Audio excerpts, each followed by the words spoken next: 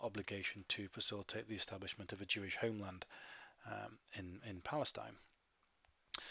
There was something of a fudge known as the 1922 Transjordan Memorandum, and this basically allowed Britain to honour most of its legal obligations with respect to Arab independence. And so what became known as the autonomous entity that became known as Transjordan was exempted from this, and the bit that was left over, the bit we know as Palestine, is what became subject to various attempts at partition and so on, and later became home to the Israeli state and the nascent Palestinian state. So he goes on to say, very much trying to get some sympathy here, he says that I guess you cannot say the Jewish people have not accepted some painful compromises already. It's important to note, and if you read details of the Hussein-McMahon correspondence, that the Zionist organizations had no legal title to Transjordan or to Palestine for that matter. I mean, he quite rightly states that Resolution 181, General Assembly Resolution 181, which was the partition resolution, carried no legal weight. It was a recommendation to the British. The British knew that without Arab support, the only way that they could enforce partition was by force, and they declined to do so. And they referred the matter to the UN Security Council, the members of which they discussed partition. They also knew that it wouldn't be enforceable. The only way they could partition Palestine was with force, and the members of the Security Council also declined to enforce it. At that point, partition was abandoned. Everyone knew it was a non-starter, and they decided to place Palestine in the UN trusteeship system. Unfortunately, by the time a draft text was ready to be introduced into the UN, the British mandate had ended, and the Zionist organizations, the various terror groups and the political organizations and so on, unilaterally declared Israel to exist. You know, he's quite happy to ask the question, what rights did Jordan have, and so on. You know, the Zionist organizations had no legal right whatsoever to unilaterally declare themselves to exist on what was predominantly at that time Arab land. So it was very much an act of conquest, which was then recognized and so on. And the British were very clear about this when it happened. You know, the Foreign Office in Britain actually sent a telegram to their delegation at the UN and said that it would be legally wrong for Britain to recognize Israel, given that it was declared in a manner which completely violated UN resolution. He then brings things together by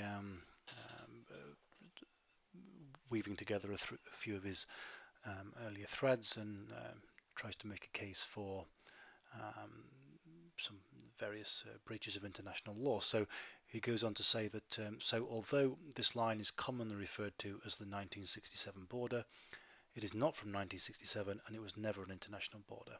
And that's pretty accurate, but it's largely irrelevant, given that it's a fundamental principle of international law that you cannot acquire territory by war. This is why a more exact legal definition for the West Bank, according to international law, is really the same as in so many other areas where there are or were territorial disputes which are not defined as. He also says that that is why the presence and construction of Israeli settlements in the West Bank should not be considered illegal. These are not just my own opinions, they are based on conclusions made by world-renowned jurists like Professor Eugene Rostow, Justice Arthur Goldberg and Stephen Schwabel, who edited the International Court of Justice. It's important to note that we have opinions. I mean, he cites three eminent opinions. I'm sure he could go on to cite a dozen more.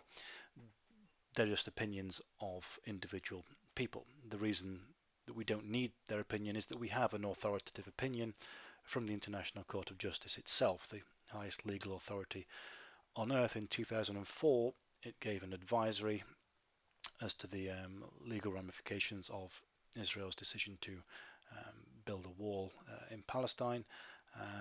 And as part of that advisory, the ICJ gave several highly qualified opinions of the 15 most senior judges on the planet, and they quite clearly stated that the Geneva Conventions quite clearly apply to Palestine, that reiterated that territorial acquisition by war is not legal. Colonizing occupied territory is not legal. The settlements are not legal, and that any attempts to change the character or the status of East Jerusalem or parts of the West Bank are null and void. So he can talk about his opinions, and that's fine. I'm sure he could go on to cite others, but we have an authoritative opinion. We have multiple resolutions from the UN General Assembly, from the UN Security Council. We have an authoritative opinion from the International Court of Justice. So we know what the position of international law is. Palestine is not disputed, it is occupied. Israel cannot acquire territory by war. This is a concrete fact that is simply inescapable. So, like so much of Israeli propaganda, it's very convincing, it's very good. If you pick at it, if you know the blanks, if you know what they're leaving as blanks, and you know the information to plug in, you can see where their arguments fall down.